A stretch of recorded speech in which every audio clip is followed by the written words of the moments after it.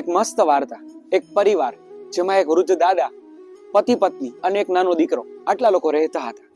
દરરોજ બધા લોકો જમવા સાથે બેસે.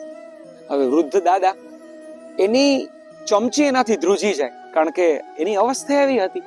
જમતી વખતે થોડું ઢોળાય પણ તો પતિ પત્ની બંને એકાબીજા સામે જોઈ અને મોઢું બગાડતા.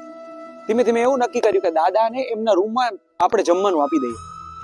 ધીમે ધીમે ત્યાં જમવાનું શરૂ કરાવ્યું. હવે તો પણ બીજે દિવસે દાદાથી એક કાચની ડીશ તૂટીને નીચે પડી ગઈ. પછી પતિ પત્નીએ એવું નક્કી કર્યું કે આપણે દાદાને છે ને એ લાકડાના વાસણમાં જમાડીશું, એને એ આપીએ. બીજે દિવસે એ આપ્યા.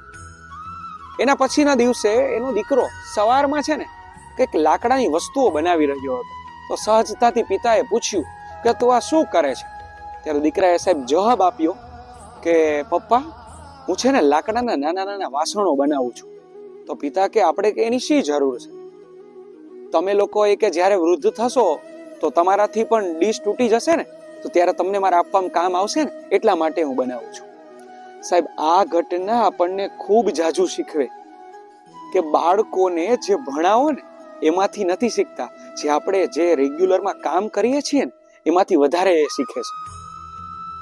મૂર્તિનો આકાર કેવો આપવો ને એ મૂર્તિકારના હાથમાં છે. તો શીખીએ, સમજીએ.